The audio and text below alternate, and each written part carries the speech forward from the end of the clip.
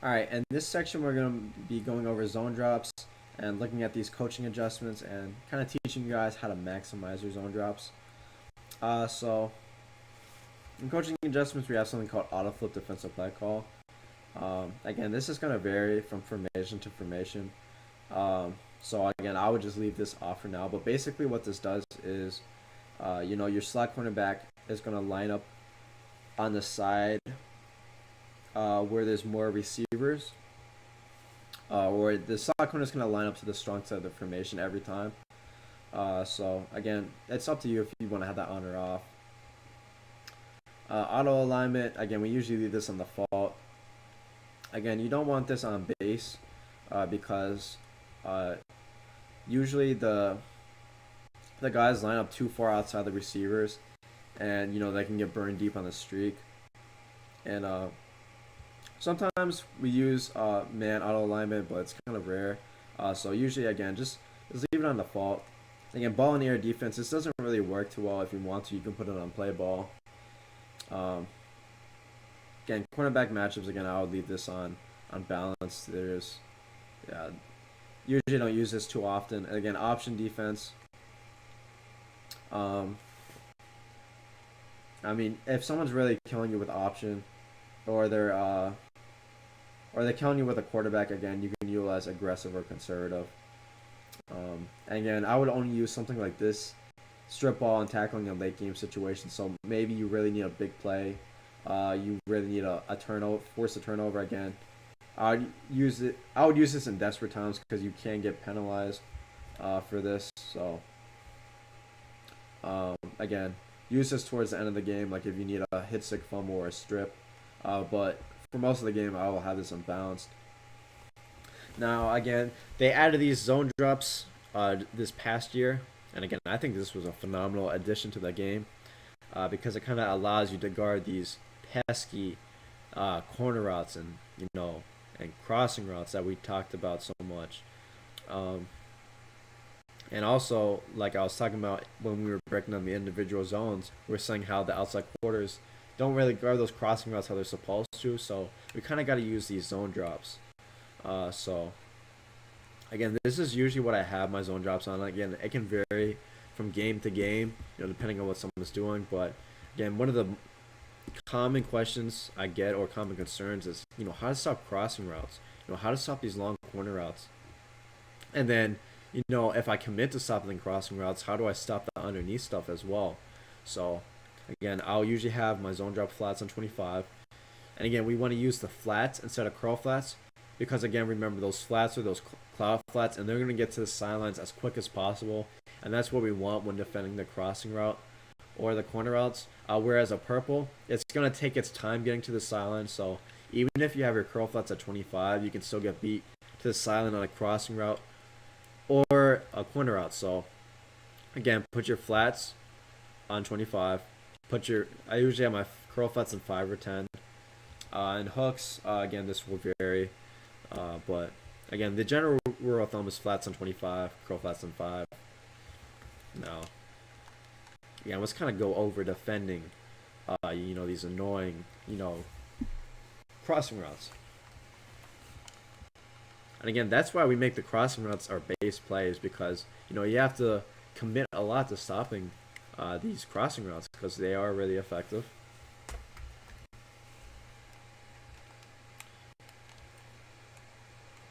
So again, we're gonna put our flats on. We got our flats on 25. Again, what this does is, so we have the ball. Okay, let me put it at the 20. So basically, what this does is, if we put our flats on 25, so the ball right now is placed at the 20.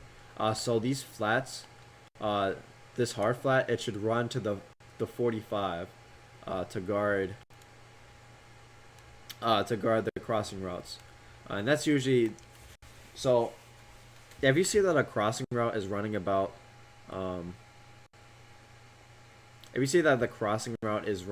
so this one can get to the 35, all the way to the end at like the 40, 45. So again, we want to have, the zone drop guarding it all the way to the end, and this route kind of ends at the 45. So Again, we want to drop our. We just got to do some basic math here and say, okay, they're at the 20. You know, the crossing route's running can run 25 yards. So, again, we want to have our flats on 25. So, can meet this crossing route at the 45.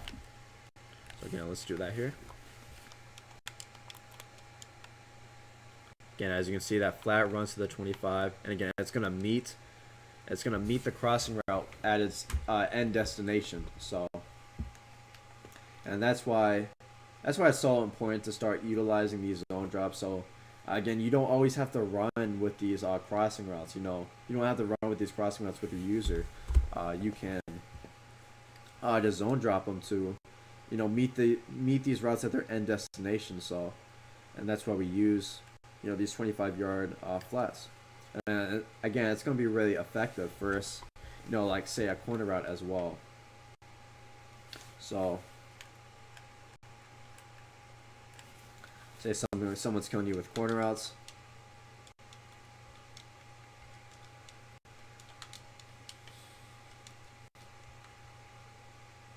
Again, same thing. Gonna meet him. It's gonna meet him at the 45. Again, it's gonna make this a really tough window to, you know, complete that pass.